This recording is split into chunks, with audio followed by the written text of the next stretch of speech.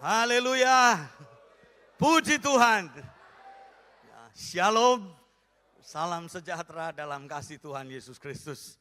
Ya, 3 salam. Salam Pantekosta. Haleluya. Salam Shalom untuk semua orang Kristen. Salam sejahtera untuk semua orang. Ya, nah semua biar penuh dengan kasih karunia dan anugerah Tuhan. Segala puji syukur hanya bagi Tuhan kita Yesus Kristus. Segala pujian kita kembalikan hanya bagi Tuhan Yesus saja. Terima kasih pada pemuji penyembah dan juga pemusik penari yang bersama dengan saya melayani pada pagi hari ini.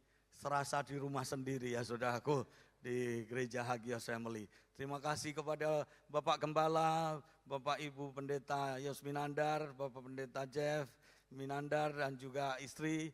Dan juga saudara semuanya, para tua-tua majelis gereja, para diaken, seluruh yang memberi kesempatan pada saya. Saya bersyukur dan berterima kasih untuk kesempatan ini.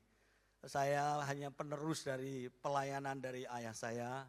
Ayah saya adalah the founder of the church, ya pendiri dari gereja di mana saya mengembalakan sekarang. Saya sudah melayani kurang lebih, tolong PPT-nya atau CV saya sudah melayani kurang lebih selama 36 tahun. Hanya oleh kemurahan Tuhan, anugerah Tuhan bisa melayani sampai hari ini. Saya datang bersama dengan istri saya, ya silakan berdiri Ibu Neti Sumarsono. Ya, sekarang jadi Neti Suwondo karena jadi istrinya Samuel Suwondo. Dan saya bersama datang dengan tim pemuji penyembah, pemusik penari.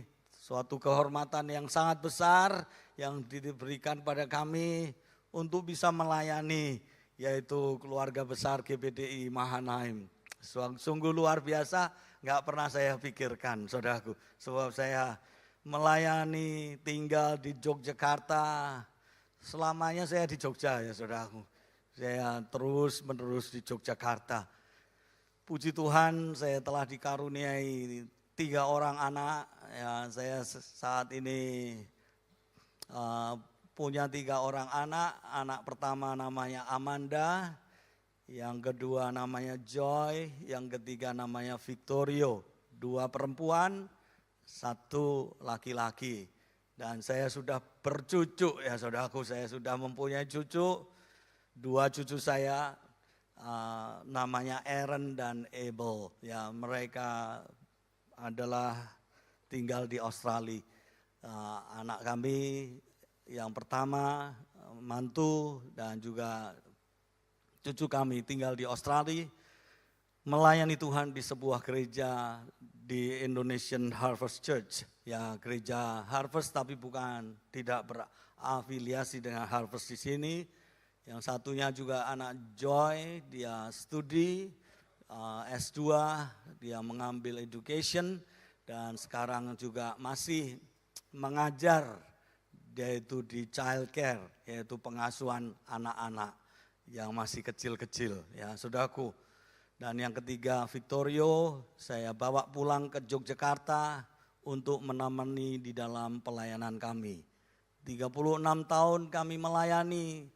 Kalau masih ada sampai hari ini, semua kemurahan dan pertolongan Tuhan. Bukan oleh kuat gagah, kebiasaan saya, istri, tapi semuanya anugerah Tuhan. Saudaraku, kalau kita mengandalkan Tuhan, something great must happen. Sesuatu yang besar pasti terjadi. Terima kasih sekali lagi untuk kepercayaan ini. Biarlah Tuhan memberkati. Saat ini kami sedang beribadah juga, ibadah ketiga. Sebab ibadah kami adalah mulai jam 6, jam 8, dan jam 10. Nah, hari ini pas persis sama dengan ibadah kedua di tempat ini. Kami sedang berlangsung ibadah juga di sana. Puji Tuhan. Saudaraku, saya akan berbicara tentang the loss, kehilangan. Saudara, kalau orang kehilangan sesuatu yang berharga dalam hidupnya, akan sangat-sangat susah. Saudara, ada seorang pedagang emas, satu hari dipesan emas dia 3 kilo untuk dikirim. Maka dikirimlah emas itu diantar oleh orangnya sendiri. Pergi dari Jogja ke Salatiga. Lalu bertemu dengan pembelinya, ditunjukkannya emas lantakan ini. Ya biasanya namanya caite ya saudaraku, emas batangan. Ditunjukkan, dilihat sama pembelinya, lalu dia bilang sama penjualnya, baik saya terima ya, saya ambil uangnya ke dalam. Lalu dia masuk ke dalam dan orangnya tidak pernah keluar lagi, saudaraku. Karena di belakang itu ada temboknya yang sudah jebol dan dia keluar dari tembok itu 3 kilo lenyap. Saudaraku, kalau hari ini harga emas kurang lebih hampir 2 juta, ya hampir ya saudara, 2 juta. Kalau kali 1 kilo ya 2 miliar, kalau di 3 kilo ya kurang lebih 6 miliar. Pulang tenger-tenger saudaraku, kelenger dia, sakit dan akhirnya meninggal. Karena kehilangan yang sangat besar, yaitu harta miliknya, emas 3 kilo, gone by the wind, terbang ditiup angin. Dia pulang menangis, sedih dan sakit-sakitan, masuk rumah sakit, gak kuat, bablas saudaraku. Karena hidup bergantung pada uang, harta. Ada sebuah lagu pujian namanya Tennessee Waltz. I was dancing with my darling to the Tennessee Waltz. Lagu itu mengatakan aku lagi nari dengan pacarku di sebuah pertemuan yang namanya dansa di Tennessee. Dia nari di situ. Waktu dia sedang nari, dia ketemu teman-temannya yang lama. Wanita ini ketemu sama teman wanitanya yang lama. Lalu teman wanitanya ini dipanggil, teman konco lawas ini, dikenalin sama pacarnya yang tadi dia lagi nari dengannya. Waktu dikenalin, malah mereka jadi dekat satu dengan yang lainnya. Akhirnya pacarnya yang tadi nari malah gandeng sama konconya yang lawas itu. Aduh, seandainya gak tak kenalin, gak terjadi seperti itu. Akhirnya malam hari itu dia berkata, I know, betapa saya lagi tahu sekarang betapa aku kehilangan yang sangat besar. Karena pacarku digondol sama temanku yang lawas ini. Hilang. Dan itu adalah kehilangan yang menyedihkan dan menyusahkan. Nah, pagi hari ini saya akan berbicara tentang kehilangan. Di dalam kitab Lukas pasal 15 ayat 4, 8 dan 24. Ini adalah peristiwa yang tentang kehilangan. Dan setiap orang menerjemahkan ini adalah kehilangan jiwa.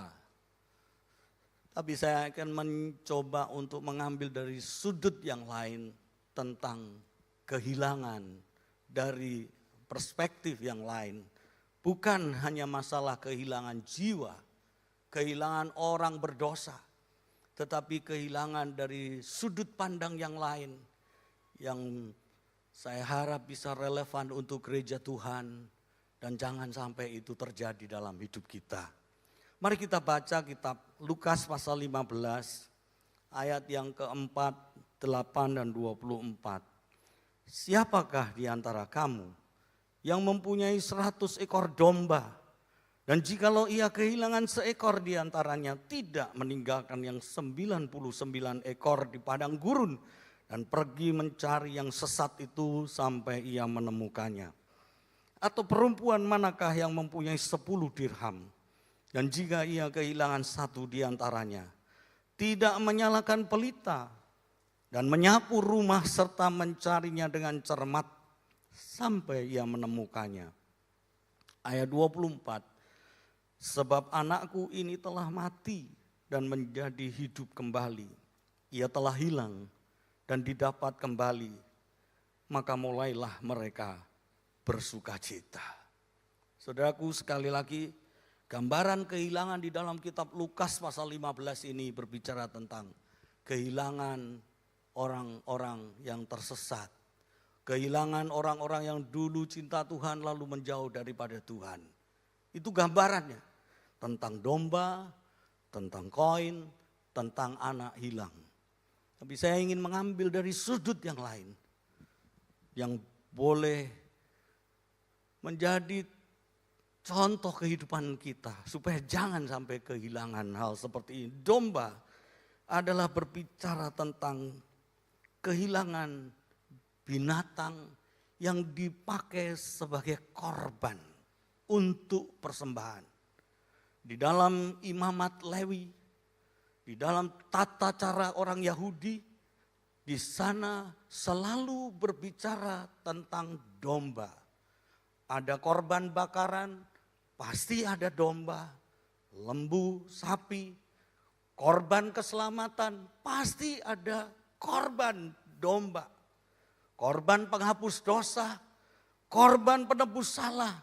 Saudara baca di dalam kitab imamat, pasti ada domba yang dikorbankan. Di dalam kisah Adam dan Hawa, ketika mereka jatuh dalam dosa, mereka menutupi tubuh mereka yang telanjang dengan daun. Lalu Tuhan menggantinya dengan yaitu bulu domba. Sebagai penutup ada korban domba yang disembelih. Di dalam pengorbanan persembahan yang diberikan Habel dan Kain, Kain mempersembahkan dari hasil pertaniannya. Tapi Habel mempersembahkan korban dari anak-anak dombanya. Yaitu yang paling bagus. Ada sesuatu yang disembelih, yang dikorbankan. Ada curahan darah. Persembahan Habel diterima, persembahan Kain ditolak oleh Tuhan. Di dalam kitab kisah Abraham, dia juga ketika membawa Ishak untuk dikorbankan. Di sana Ishak bertanya, "Bapa, ini kayunya sudah ada, apinya sudah ada, mana dombanya? Mana anak dombanya?" Maka Abraham mengatakan, nanti Tuhan yang akan menyediakan. Maka di sana disebut Jehovah Jireh, Tuhan menyediakan. Ishak tidak jadi dikorbankan dan di sana ada seekor anak domba. Dialah yang dikorbankan. Saudaraku, kehilangan domba mempunyai arti kehilangan keinginan kita untuk berkorban bagi Tuhan kita Yesus. Kehilangan rasa ingin memberi yang terbaik dengan berani membayar harga atas hidup kita. Banyak orang datang ke gereja, mereka kadang-kadang sudah kehilangan keinginan untuk berkorban. Alkitab mengatakan, dalam Alkitab banyak orang-orang yang kehilangan keinginan, kerinduan untuk memberi diri berkorban untuk Tuhan. Yunus ketika dia dipanggil untuk menjadi pemberita kabar selamat untuk Niniwe, dia malah pergi ke Tarsis, ke Yafo untuk kia-kia, jalan-jalan, piknik, senang. Dia tidak peduli dengan orang-orang yang terhilang, yang binasa. Dia malah jalan-jalan, piknik, hilang. Kehilangan rasa untuk memberikan hidup bagi Tuhan. Demas dalam Alkitab dikatakan ketika dia diajak pelayanan oleh Paulus, dia lebih cinta dunia. Dunia semakin hari semakin dipoles dengan segala rupa cara untuk memperelok dan mempercantik diri supaya banyak orang tertarik ke sana. Demas dikatakan dia lebih mencintai dunia daripada mencintai, melayani untuk Tuhan. Yudas, murid Tuhan, dia kehilangan untuk berkorban, tapi justru mengambil uang dari Tuhan. Uang untuk pelayanan, penginjilan, malah dikorup karena Alkitab mengatakan dia adalah pencuri. Pagi hari ini, mari kita ikut jejak Tuhan Yesus Kristus. Mari kita jejak hamba-hamba Tuhan dalam Alkitab yang punya tetap menjaga a sense of sacrifice. Hidup yang mau berkorban. Yesus mengorban dirinya, hidupnya dengan mati di atas kayu salib. Yang baru saja kita rayakan hari Paskah. Dia memberi hidup untuk mati sebagai tebusan bagi dosa saudara dan saya. Petrus, Yohanes, dia meninggalkan perahu dan keluarganya untuk ikut Yesus. Dia tinggalkan segala kenyamanannya untuk ikut Yesus. Abraham memberikan Ishak sebagai persembahan yang terbaiknya. Saudaraku, diminta anak itu tidak gampang. Apalagi kalau anaknya 1. Kalau anaknya 10 diminta 1 ya oke lah. Tapi kalau punya 1 diminta untuk dikorbankan. Itu adalah pergumulan seumur hidup. Tapi Abraham, dia menyerahkan dan memberikannya. Banyak contoh di dalam Alkitab. Pagi hari ini, jangan biarkan domba itu hilang dalam kehidupan saudara. Jangan sampai kita kehilangan untuk berkorban bagi Tuhan.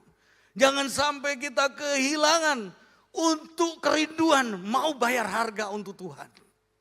Sebab banyak orang saat ini menjadi orang-orang yang individualis, mementingkan diri sendiri. Roma pasal 12 ayat 1 berkata demikian. Roma pasal 12 ayat 1. Karena itu saudara-saudara demi kemurahan Allah. Oleh karena kebaikan Tuhan. Anugerah Tuhan. Kasih karunia-Nya yang Tuhan telah limpahkan dalam hidupmu. Paulus berkata, aku menasihatkan kamu. Supaya kamu mempersembahkan tubuhmu. Sebagai persembahan yang hidup. Yang kudus. Dan yang berkenan pada Allah. Itulah ibadahmu yang sejati. Mari kita mempersembahkan hidup kita, tubuh kita, hati kita, pikiran kita, tenaga kita. Jangan sampai kita berhitung-hitungan dengan Tuhan. Kalau saudara bisa dipakai oleh Tuhan, memberi waktu saudara, memberi tenaga saudara, melayani, seringkali mungkin saudara tidak dihargai oleh orang lain. Tapi saudara mau memberi yang terbaik untuk Tuhan. A sense of sacrifice. Yaitu rasa ingin memberi yang terbaik untuk Tuhan. Kadang-kadang kita mau piknik atau pas ada acara apa. Tapi kita ingat ada doa atau mungkin ada pelayanan. Sehingga ada sebuah pilihan. Saudaraku, jangan lupa, jangan sampai kita itu lalu terus-menerus meninggalkan pelayanan dengan berbagai alasan sehingga kita tidak lagi bisa memberi untuk Tuhan. Baik waktu kita, baik tenaga kita, bahkan di dalam korban-korban kita, untuk persembahan kita. Banyak orang sekarang sudah terlalu mendengar ajaran-ajaran di YouTube sehingga tidak lagi punya sense of giving. Nggak lagi memberi itu menjadi sebuah kesenangan, kecintaan, kesukaan untuk memuliakan nama Tuhan. Kita lupa dan kita kehilangan korban, yaitu domba itu. Pagi hari ini kehilangan yang pertama adalah kehilangan domba. Jangan sampai saudara kehilangan rasa keinginan untuk memberi yang terbaik buat Tuhan. Inilah hidupku Tuhan. Jangan saudara, ada orang katanya pergi ke rumah sakit, dia memberi, ada orang sakit di rumah sakit lalu dia bawa flowers, kembang, tapi kembangnya katanya kembang yang sudah layu. Lalu ketika dia ditanya, kenapa kamu memberi aku kembang yang layu? Karena ketika engkau sehat, engkau kuat, disuruh melayani alasan, disuruh ke gereja alasan, macam-macam alasan. Sekarang waktu sakit, ya ini kembangnya yang layu, hidup yang sudah layu, mari kita berikan untuk Tuhan. Jangan, selagi kita hidup, selagi sehat, selagi masih bernafas. Saya salut dengan Pak Pendeta Yos Winandar, Bapak Gembala 75 tahun masih ngajar, naik mobil ke sana sini, waduh luar biasa. Itu adalah pengorbanan. Itu adalah pengorbanan. Itu saya dari Jogja ke sini aja naik kereta, saudaraku. Soalnya jarak jauh sudah terlalu lelah. Ya ini Pak Pendeta Yos Winandar, Gembala saudara, masih jarak jauh. Itu pengorbanan saudara. Ada a sense of sacrifice untuk supaya mengajar di sekolah Alkitab, mencetak hamba-hamba Tuhan yang berqualified untuk kemuliaan nama Tuhan. Sebab itu saudara perlu terus dukung di dalam doa supaya Tuhan memberikan kesehatan yang prima. Ya saudara, puji Tuhan. Yang kedua saudaraku, yaitu tentang koin. Wanita ini kehilangan koin. Ada dua hal berbicara tentang koin ini saudaraku. Sebab satu koin itu bernilai berharga. Satu koin itu adalah berharga untuk hidup sehari. Kalau dia kehilangan satu koin, itu berarti kalau tidak ketemu, dia akan tidak makan seharian bersama dengan keluarganya. Sebab itu dia harus mencari dengan sungguh-sungguh. Wanita yang kehilangan koin itu harus mencari dan menemukan. Supaya secara ekonomi dia bisa mencukupi keluarganya. Tapi ada sisi yang lainnya bahwa koin di sini adalah seperti ikat kepala yang ada koin-koinnya. Next. Yaitu ikat kepala yang ada koin-koinnya, 10 koin. Dan itu adalah sebuah pemberian dari kekasih, tunangan atau orang yang dicintai. Dan kalau itu kehilangan satu, dia akan mempengaruhi akan penampilannya. Menjadi jelek, menjadi buruk karena copot satu. Ya saudara yang punya punya gelang atau apa, atau punya rantai kalung hilang satu, ya ada defects-nya, ada kelemahannya, keburukannya, kejelekannya. Dan itu adalah hadiah, pemberian dari orang yang dicintainya, suami, tunangannya, yang diberikan padanya. Dan kalau sampai hilang, itu adalah sesuatu yang sangat buruk bagi kehidupannya. Seperti cincin kawin.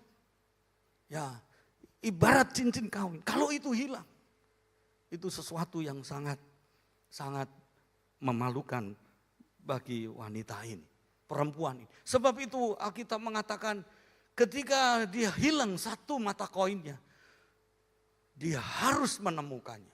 Dia harus berusaha mencari sedapat mungkin. Karena itu adalah pemberian yang paling berharga dalam hidupnya yang telah diberikan oleh kekasihnya. Nah saudaraku, bukankah ini berbicara tentang sebuah pemberian yang Tuhan pernah berikan dalam hidup saudara dan saya? Lukas 11 ayat 13 mengatakan demikian. Lukas pasal 11 ayat 13. Jadi jika kamu yang jahat tahu memberi pemberian yang baik kepada anak-anakmu, apalagi Bapamu yang di sorga, Ia akan memberikan Roh Kudus kepada mereka yang memintanya. There is nothing else. in this world. Di dunia ini tidak ada yang lain. The best giving, pemberian yang terbaik adalah the Holy Spirit, Roh Kudus. Itu pemberian yang terbaik. Yohanes 14 ayat 16 mengatakan, aku akan minta kepada Bapa dan Ia akan memberikan kepadamu seorang penolong, Roh Kudus yang lain, penolong yang lain, supaya Ia menyertai kamu selama-lamanya. Saudaraku, Roh Kudus adalah pemberian Tuhan yang terbaik untuk hidup setiap saudara. Kalau sampai kita kehilangan Roh Kudus dalam hidup ini, hancur kita. Dalam Alkitab Raja Saul, di dalam 1 Samuel 16 ayat yang ke-14. Ketika roh Tuhan itu undur daripadanya, yang terjadi adalah roh setan yang masuk dalam hidup. Roh Tuhan undur dari hidup Saul, seorang raja yang kuat, yang gagah perkasa, tapi roh itu undur dari hidup Saul. Dia menjadi kerasukan setan. Roh setan yang berkuasa dalam hidupnya. Di dalam kitab Hakim-Hakim, Simson seorang hakim yang kuat, yang luar biasa, tapi suka main cewek. Oh, playboy ini. Simson itu lirik sini, udah punya istri, masih lirak sini situ. Cari pelacur, cari Delila, seorang penari tari perut mungkin. Saya pernah ke Israel, diajak lihat tari perut, saudaraku. Naik di pas kapal di Sungai Nil. Untung istri saya sakit gigi, saudara. Sehingga saya tidak bisa pergi, suruh nemenin istri saya. Haleluya. Ya laya pergi. Nonton, habis pulang dari sana mereka bilang sama kita, wah Pak Samuel pinter ya, sudah tahu ya, expired semua sudah pelari. Alias tari perutnya wis do expired, saudaraku, mungkin gembrot, gemuk. Wah, rugi. Simson, seorang yang kuat, penuh roh. Tapi karena main wanita, tidak peduli dengan dosa, dia jatuh. Dan dia, roh itu, Tuhan undur darinya. Roh Tuhan mundur darinya. Dan dia dicungkil matanya, disuruh menggiling. Dan dia menjadi orang yang menderita. Roh Kudus adalah sesuatu pribadi, sosok pribadi yang sangat hebat dalam hidupmu dan hidupku. Raja Daud ketika roh Tuhan mau undur dalam hidupnya, apa yang dia lakukan? Dia menangis, menjerit. Doanya hanya satu. Jangan ambil rohmu dariku Tuhan. Jangan sampai rohmu mundur dari hidupku. Saudara bisa membaca di dalam kitab Mazmur pasal 51 ayat 13. Ketika dia jatuh dalam dosa, berzina dengan Batsheba. Doanya adalah minta, jangan ambil rohmu daripadaku. Ada sebuah pujian yang dinyanyikan oleh seorang pemuji, namanya Jimmy Swaggart. Dia baru saja merayakan ulang tahunnya yang ke-90 tahun. Saya harap Pak Yosmin Dandar bisa sampai 90 tahun dipakai oleh Tuhan untuk kemuliaan nama Tuhan. 90 tahun dia baru merayakan ulang tahunnya. Dia mendapat surat ucapan happy birthday dari Donald Trump, Presiden Amerika. Dan lagunya ingin saya putarkan, saudaraku, supaya saudara mengerti lagu ini dan menjadi doamu dan doaku. Ini lagu pernah dinyanyikan oleh John Hartman, yaitu penginjil yang sering masuk TV pada tahun 80-an 90. Coba diputarkan, tolong kita dengarkan 3 menit saja lagunya.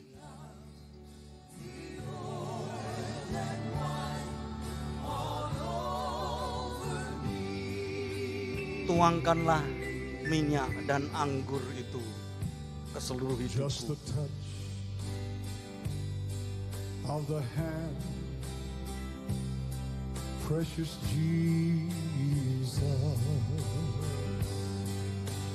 dipped into the oil of Holy Ghost.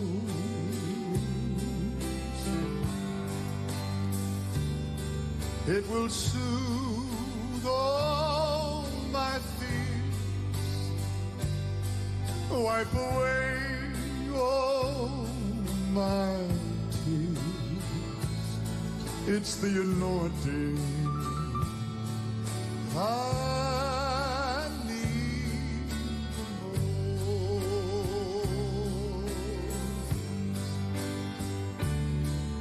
Sweet, sweet anointing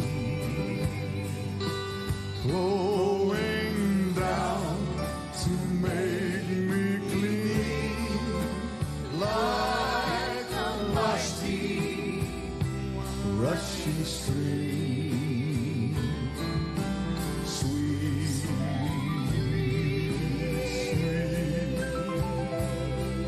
anointing pouring out Turunlah, the oil. tuangkan atas itu. Terima kasih, cukup.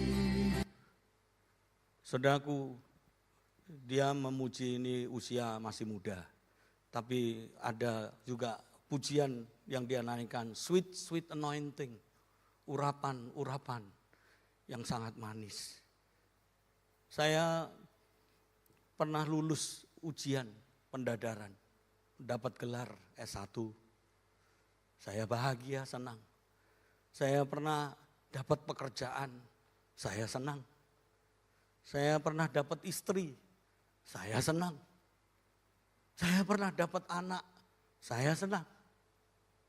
Saya pernah dapat rumah, saya pernah dapat mobil Mercedes, sudah senang.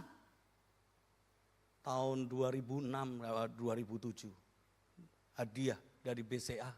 Oh, very happy, senang. Tapi tidak ada yang lebih senang ketika Roh Kudus turun atas hidupku dan memenuhi hidupku. Itulah yang the best, yang terbaik. Hidup ini berubah. Sebab itu di dalam ibadah-ibadah nanti akan ada doa-doa untuk kepenuhan Roh Kudus. Saya sangat mendorong saudara, jangan lewatkan supaya hidup kita selalu dipenuhi Roh Kudus. Hamba Tuhan Jimmy Swaggart tidak sempurna. Dia pernah jatuh dalam dosa seperti halnya Daud. Dan dia pernah mengaku di depan jemaatnya. Sebab itu dia nyanyi lagu ini. Sweet, sweet anointing. Roh Kudus urapanmu yang manis itu. Jangan sampai hilang dalam hidupku. Sekalipun dia pernah gagal, tapi Tuhan pulihkan. Dan dia tetap melayani untuk kemuliaan nama Tuhan. Yang ketiga saudaraku. Yang ketiga adalah tentang anak. Anak adalah sesuatu yang sangat berharga. Ada seseorang yang pernah berkata demikian. Dia punya toko, dia punya harta, kekayaan di toko itu, tapi satu hari kebakaran dan hilang. Semuanya ludes. Dan dia berkata demikian orang ini. Tidak apa-apa aku kehilangan semuanya. Asal jangan kehilangan istri, anak, dan harapanku. Saudaraku, di dalam kisah Lukas pasal 15 ayat 24 itu, ada seorang bapak yang kehilangan anak. Anaknya pergi membawa harta bendanya. Saudaraku, dia kehilangan yang paling berharga dalam hidupnya. Anak yang dicintainya. Dan kalau sampai kehilangan anak, itu berbicara tentang kehilangan kasih yang hilang. Jangan sampai hidup kita kehilangan kasih. Karena kalau kita kehilangan kasih, hubungan orang tua dengan anak itu seperti sangat erat, penuh dengan cinta kasih. Alkitab mengatakan di dalam kitab Efesus, di dalam kitab Wahyu, tentang sebuah gereja yang aktif, yang semangat, yang hebat, yang giat selalu. Tapi mereka kehilangan the first love, cinta yang mula-mula. Dan kalau kehilangan kasih, semuanya menjadi berdampak, saudaraku. Dan Tuhan ingin berbicara kepada kita pagi hari ini. Jangan sampai kita kehilangan anak. Di dalam Alkitab itu, di dalam Lukas, kakaknya tidak bisa menerima adiknya yang pulang. Seperti gembel. Tapi bapaknya, ketika anak hilang itu pulang seperti gembel. Dia peluk dan dia rangkul. Kasihnya tidak hilang. Cintanya tidak hilang. Kakaknya hilang kasihnya. Dia tidak mau terima. Jangan sampai gereja kehilangan kasih. Orang yang kehilangan kasih akan berdampak dalam hidupnya sehari-hari. Gairah, semangat kerjanya tidak ada. Kasih yang hilang akan berdampak pada tumbuh-tumbuhan. Saudara ngerawat tanaman, tumbuh-tumbuhan, punya anggrek, saudara sayangi, tumbuh subur. Saudara punya anjing, bentaono setiap hari. Asu ya gue, ya memang dia asu saudaraku. Saudara-saudara pisu-pisui terus, dia akan semakin lama semakin kurus saudaraku. Dan akhirnya gak suka makan, mati. Tapi kalau saudara sayangi, disampo nih, samponya aja harganya larang. Lebih mahal dari sampo kita, saudaraku. Dog food, dog food itu lebih mahal dari soto ataupun sate kambing, saudara. Mahal. Kalau dilayani dengan sayang, sehat. Ada itu anjing tetangga dimarahi terus dia nggak mau makan. Akhirnya dirubah, disayangi, mau makan lagi. Anjing aja tahu, saudara. Kasih berdampak dalam hidup rumah tangga. Kalau keluarga kita kehilangan cinta kasih, waduh, semuanya jadi kacau. Kasih, jangan sampai hilang kasih kita kepada Tuhan. Kasih kita hilang kepada Tuhan, jangan sampai kasih kita hilang kepada keluarga kita. Kasih kepada sesama kita. Saudaraku, kasih itu seperti kasih yang hilang dalam hidup manusia itu seperti mobil yang kehilangan motornya. Semuanya gak ada gunanya. Mau didorong-dorong juga dia tidak akan maju. Seperti manusia yang kehilangan kasih itu seperti gula yang kehilangan manisnya. Ada gula tapi tidak ada manisnya. Seperti garam yang kehilangan asinnya. Lampu yang kehilangan akan sinarnya, cahayanya. Ini lampu ada cahayanya. Tapi kalau ini mati tidak ada gunanya. Lebih baik lampu 5 watt. 5 watt itu 5 watt saja. Itu asal nyala. Dia bisa menerangi toilet kita, tempat kita ke belakang. Kehilangan kasih akan kehilangan api yang tidak ada panasnya. Dan bunga yang tidak ada wanginya. Semuanya sia-sia. Jangan sampai kita kehilangan anak yang berbicara tentang kehilangan kasih. Kalau kita kehilangan kasih kita kepada Tuhan. Saudara mau baca Alkitab itu mengungah apa kok terus saudara. Ngantuk terus. Mau berdoa. Istilahnya malah aminnya besok pagi. Karena saking saudaraku tidak ada gairah lagi. Kalau orang kehilangan kasihnya pada Tuhan, dia tidak suka berdoa, beribadah tidak suka, apalagi melayani Tuhan. Kalau rumah tangga kehilangan cinta kasihnya, orang itu tidak betah di rumah. Suami istri tidak betah di rumah, anak tidak betah di rumah. Kehilangan damai, sukacita, kebahagiaan.